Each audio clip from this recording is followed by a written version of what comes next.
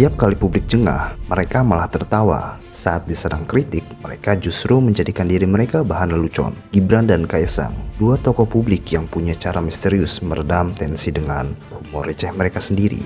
Apakah sebenarnya yang sedang mereka lakukan? Apakah ini sekedar sifat kocak mereka? Atau ada strategi komunikasi cerdas di balik candaan itu? Dan kenapa setiap kali mereka melakukannya, netizen yang tadinya marah tiba-tiba ikut tertawa? Sebelum kita lanjut, perlu diingat, video ini murni dibuat dari rasa ingin tahu penulis, tanpa maksud menyerang atau membela pihak manapun. Konten ini hanyalah analisis ringan yang ingin kami bagikan kepada halayak ramai sebagai bahan diskusi bersama. Jadi, anggap saja ini obrolan santai, bukan kebenaran mutlak. Pernah nggak sih kalian merasa risih atau bahkan marah sama kelakuan seorang tokoh publik? Nah, uniknya ada dua tokoh di Indonesia yang malah bikin kita nggak jadi marah, Gibran Rakabuming dan Kaesang Pangarep. Setiap kali mereka dikritik atau jadi bahan nyinyiran, bukannya defensif atau ngegas, mereka malah bercanda tentang diri mereka sendiri, seolah-olah kritik yang tajam itu cuma jadi bahan humor ringan. Pertanyaannya, kenapa dua tokoh ini memilih menertawakan diri mereka sendiri? Apakah ini sekadar sifat kocak mereka? Atau sebenarnya ada strategi komunikasi yang cerdas di baliknya? Bayangkan, publik yang awalnya kesal, tiba-tiba ikut tertawa dan simpati. Nah, di video ini kita akan membahas strategi misterius Gibran dan Kaesang yang diam-diam bikin publik lupa jengah atau marah. Mulai dari contoh nyata, efek psikologisnya, hingga pertanyaan besar, apakah ini spontanitas atau sebuah rencana komunikasi politik yang matang?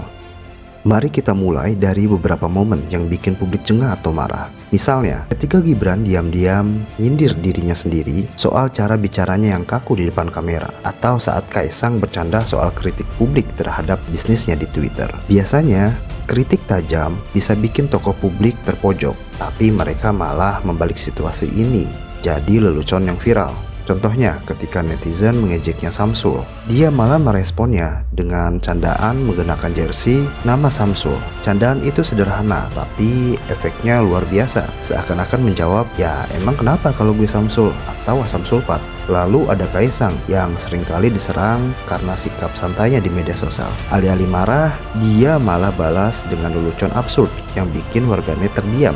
Dalam hitungan jam, komentar negatif berbalik jadi meme lucu yang justru menaikkan citra mereka. Inilah yang bikin kita bertanya-tanya, apakah ini murni sifat humoris atau ada taktik komunikasi yang terencana di balik semua itu? Jawabannya adalah self-deprecation. Nah, kita perlu tahu, apa itu self-deprecation? Sederhananya, ini adalah tindakan merendahkan diri sendiri, biasanya dengan humor, untuk mencairkan suasana atau meredam ketegangan. Dalam psikologi komunikasi, self-deprecation sering dipakai untuk menunjukkan kerendahan hati dan membuat orang lain merasa lebih dekat.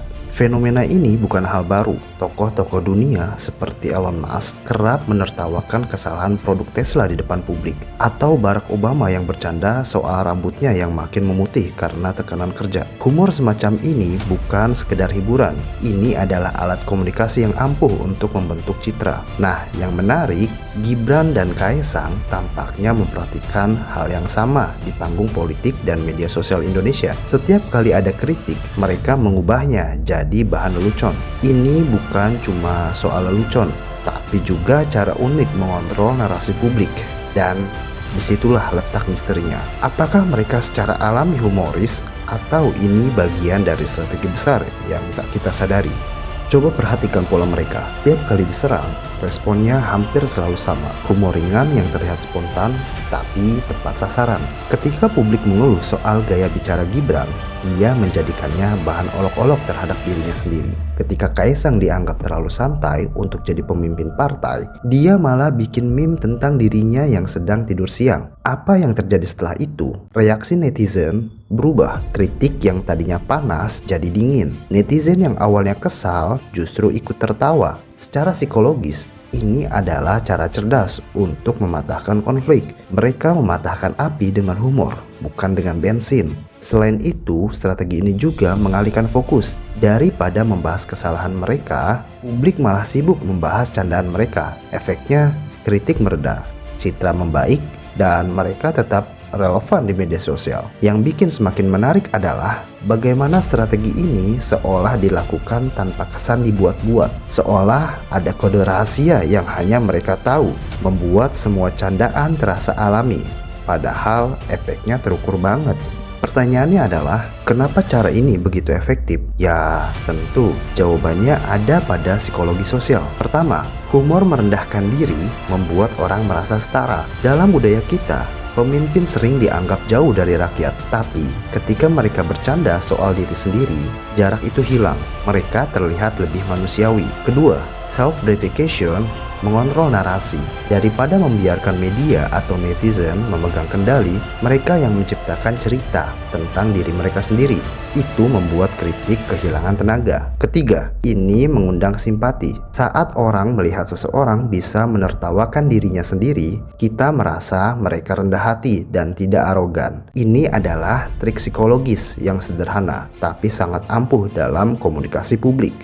Jadi, apakah ini semua spontanitas alami Gibran dan Kaesang, atau justru bagian dari strategi komunikasi yang dirancang matang untuk meredam kontroversi dan memoles citra mereka? Yang jelas, jurus misterius ini terbukti efektif. Humor receh yang terlihat sederhana ternyata bisa membalikkan sentimen publik. Tapi, apakah ini akan selalu berhasil, atau suatu saat publik akan jenuh? Nah, menurut kalian, ini cerdas atau manipulatif? Apakah kalian melihatnya sebagai sifat lucu alami atau sebuah jurus komunikasi politik terselubung? Tulis pendapat kalian di kolom komentar dan jangan lupa subscribe biar nggak ketinggalan analisis menarik lainnya.